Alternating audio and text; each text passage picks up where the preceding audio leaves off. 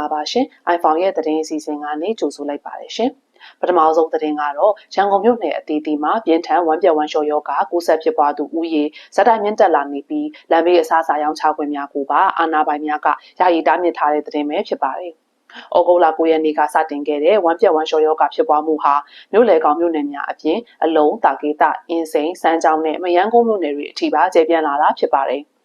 လက်ရှိမှာကတော့ဒီဝမ်းပြက်ဝမ်းလျှောရောဂါကြောင့်ရန်ကုန်ပြည်သူ့စေယုံကြီးမှာစေယုံတရားကုသရသူ200ဝန်းကျင်အထိရှိနေပြီဖြစ်ပြီးကာလဝမ်းရောဂါပိုးတွေ့ရှိသူ90ကျော်နဲ့အသက်90ကျော်သက်ကြီး2ဦးသေဆုံးခဲ့ပါတယ်။နောက်ဆုံးသတင်းများအရရန်ကုန်စေယုံကြီးမှာဝမ်းပြက်ဝမ်းလျှောရောဂါတည်တံ့အရေးပေါ်ကုသရေးတဲများဖွင့်လှစ်ထားရှိပြီး16လမ်းအပါအဝင်လမ်းဘေးအစားအစာရောင်းချခြင်းများကို9ရက်အထိယာယီပိတ်ပင်ထားပါတယ်။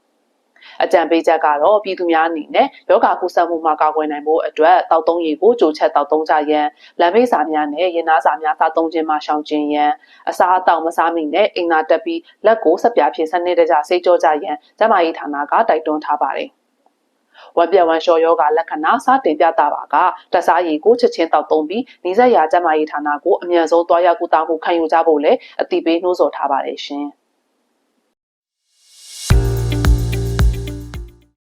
ဒုတိယသတင်းအနေနဲ့ကတော့14ရက်နေ့ဩဂုတ်လ2026ကရရှိထားတဲ့သတင်းအကြောင်းကိုတင်ဆက်ပေးမှာဖြစ်ပါတယ်။ဟော်မုစ်ရေလက်ကြားဖြတ်တန်းသွားလာနေတဲ့ကုတန်ရောင်းဝယ်ရေးရေနံတင်သင်္ဘော2စီးကို drone နဲ့တိုက်ခိုက်မှုအပေါ် RS ဝါများပြည်အောင်စု UAE ကပြင်းထန်စွာပြစ်တင်ရှုံချလိုက်ပြီးနောက်အရှိအလဲပိုင်းဒေသမှာတင်မာမှုတွေပုံမှန်မြင့်တက်လာခဲ့ပါတယ်။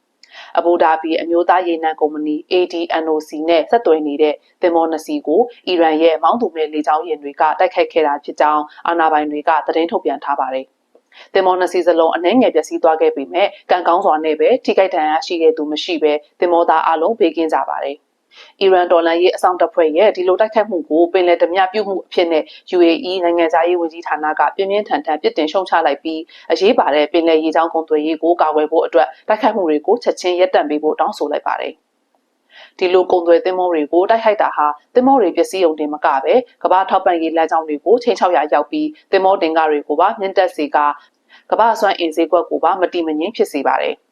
ဟော်မုစ်ရေလက်ကြားလို့အရေးပါတဲ့နိုင်ငံတကာရေကြောင်းလမ်းကြောင်းတွေကိုဘေးကင်းလုံခြုံပြီးလွတ်လပ်စွာသွားလာနိုင်ရေးဟာနိုင်ငံတကာအတိုင်းအဝန်အတွက်မဖြစ်မနေလှုံ့ဆော်ရမယ့်အရေးပေါ်ဦးစားပေးကိစ္စတစ်ရပ်ဖြစ်တယ်လို့လည်းသုံးသပ်ထားပါတယ်ရှင်။ဒီကနေ့အတွက်ထူးခြားဖြစ်စဉ်များကိုတင်ဆက်လုပ်ပြပါပြီရှင်။နောက်ပတ်တွင်မှာလည်းဘလို့စိတ်ဝင်စားစရာကောင်းတဲ့သတင်းများကိုတင်ဆက်ပေးမလဲဆိုတာသိနိုင်ဖို့အတွက် iPhone ရဲ့သတင်းအစီအစဉ်ကိုဆက်လက်ဆောင်ကြည့်ပေးကြဖို့ဖိတ်ခေါ်လိုက်ပါတယ်ရှင်။သင်္ဘောသားညီကောင်မောင်နှမများအားလုံးပြန်ကင်းဝေးကြပါစေရှင်။